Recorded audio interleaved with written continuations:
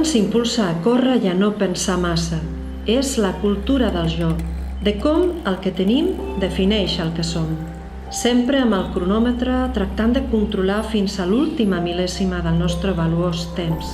Ens hem acostumat a veure imatges de gent sempre somrient, famílies perfectes i persones d'èxit. I l'auge de les xarxes socials ens permet participar d'això. Al final, la sensació general que queda és que el ser feliç és un estat permanent d'emocions, experiències i moments increïbles, de tenir i d'ensenyar-ho a la resta del món, tan condicionats des de nens que potser ni ens adonem que som part del problema.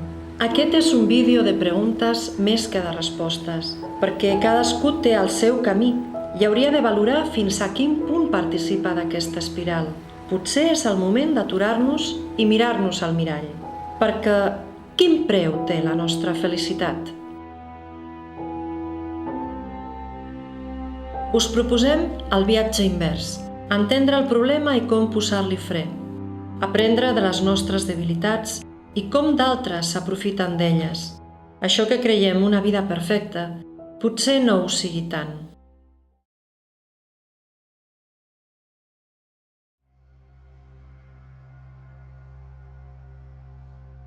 Us proposo un joc. Tanqueu els ulls per un moment.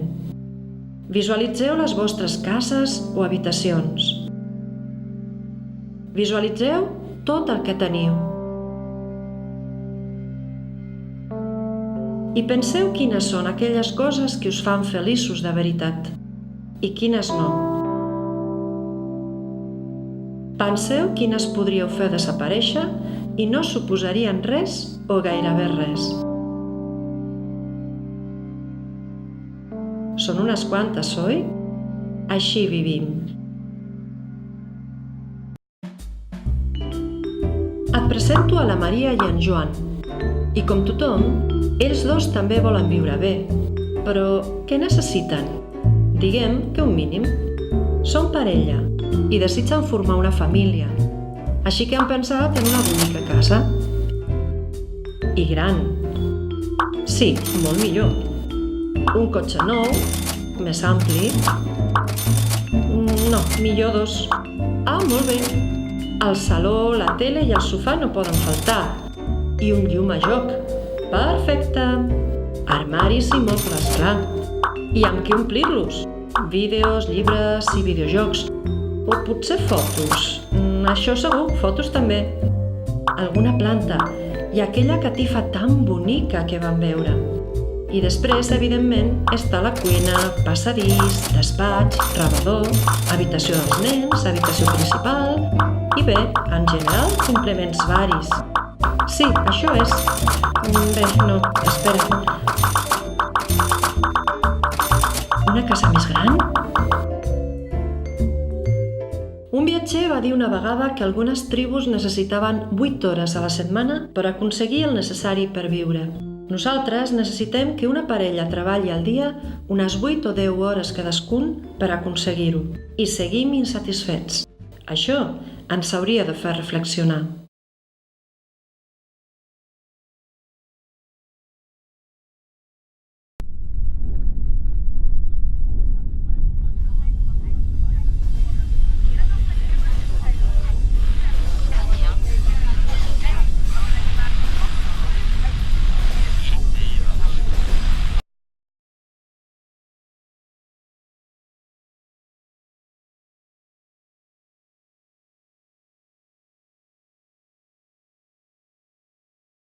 Hi ha coses que fem diàriament que semblen no tenir importància, com quan comprem un mòbil, tot i que el vell funciona, roba nova per seguir la moda, andròmines que només farà servir un parell de vegades, o comprar menjar molt empaquetat.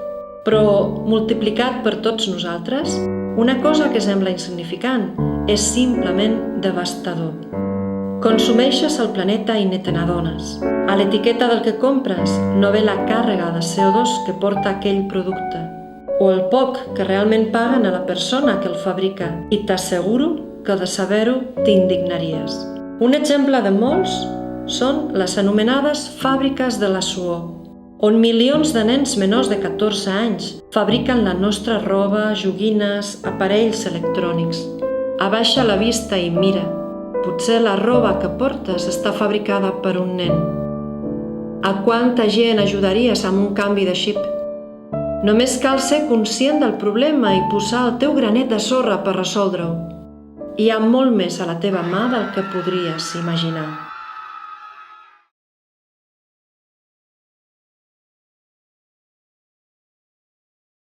Aquest és el teu cervell i alguns dels problemes comencen aquí, en com funciones. Sabies que el 90% de les teves compres les fas més per impuls que per alguna cosa que hagis pensat bé? Això es diu nucli accumbens i els que et volen vendre alguna cosa el coneixen com el botó de compra. És el responsable de la teva sensació de felicitat.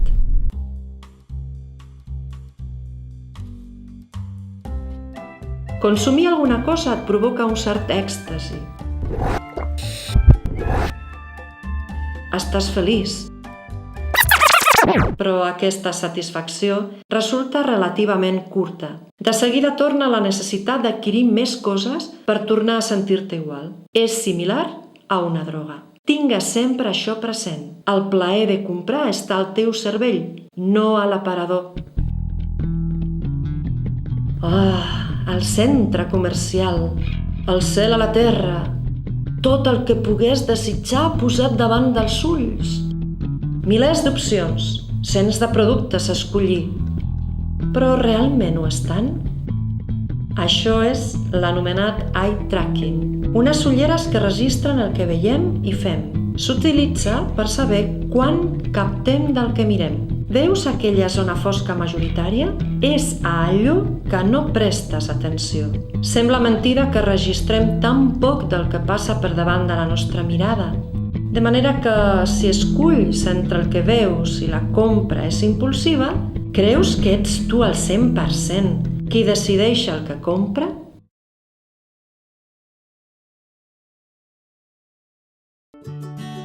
Aquest és l'Oriol, i encara que no és molt conscient, és el seu primer Nadal.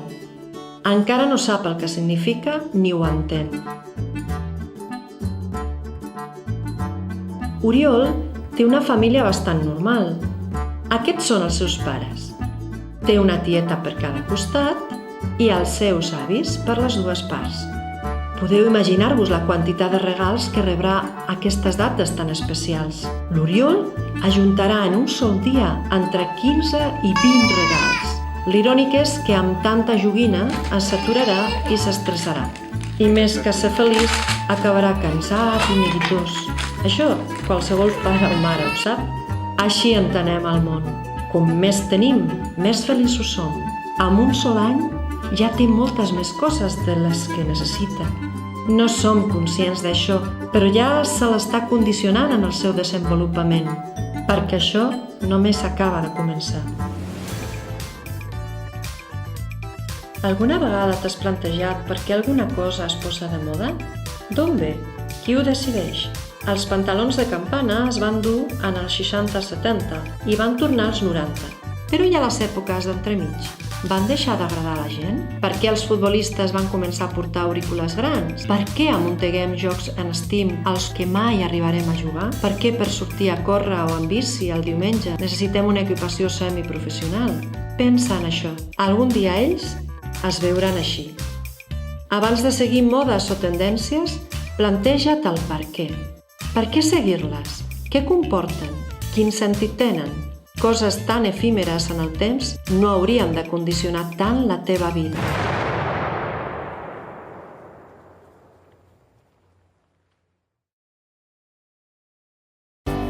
Us explicaré una experiència que li va passar al meu germà. Una cosa que, segons em va explicar, va canviar la seva percepció de les coses. Als 20 anys, un company i ell van fer un viatge per Europa de 3 mesos i van decidir que intentarien gastar el menys possible. El plantejament era senzill, anar a un país i caminar per ell fins a avorrir-se, agafar un tren i anar al següent país, improvisant. No recorda exactament quan ni on, però de sobte ell deia que tenia la sensació que portava viatjant així des de sempre. Va ser conscient del poc que necessitava. Lluny del soroll del dia a dia, un comença a valorar el que de veritat val la pena. El saborós que podia estar un pollastre quan no en menjaves durant 2 setmanes. El refrescant que és l'aigua quan la necessites. Un capvespre amb uns macarrons mal cuinats quan portes hores sota la pluja i para de ploure. O l'increïble que poden arribar a ser les persones quan et presten ajuda. Són coses impossibles de descriure en paraules. L'important és que aquests records estaran amb ell per sempre, més que qualsevol altra cosa que ell hagi pogut comprar. Hauríem de viure d'una altra manera, des de ja. No és qüestió de si canviar o no, sinó de quan canviar. Si no ho fem nosaltres, en algun moment el planeta ens obligarà. És només qüestió de temps.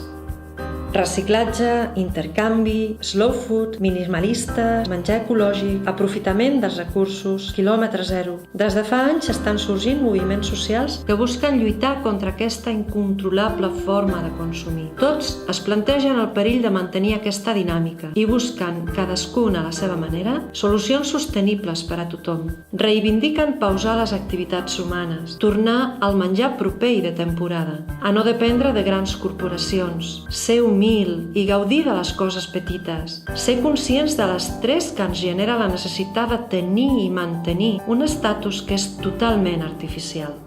Al capdavall es tracta de viure tranquils, que mirem el món des de la distància i invertir els nostres esforços i temps en coses que realment mereixin la pena i poder així decidir realment el que desitgem. Ser més reflexius i apreciar els moments de la vida des d'un enfocament on prevalgui el nostre benestar i el dels altres. Només cal ser conscients del condicionats que arribem a estar. Perquè ser feliç no costa diners. Només costa saber apreciar les coses importants de la vida i això no està als aparadors. Segurament ho tens al costat, només cal saber mirar.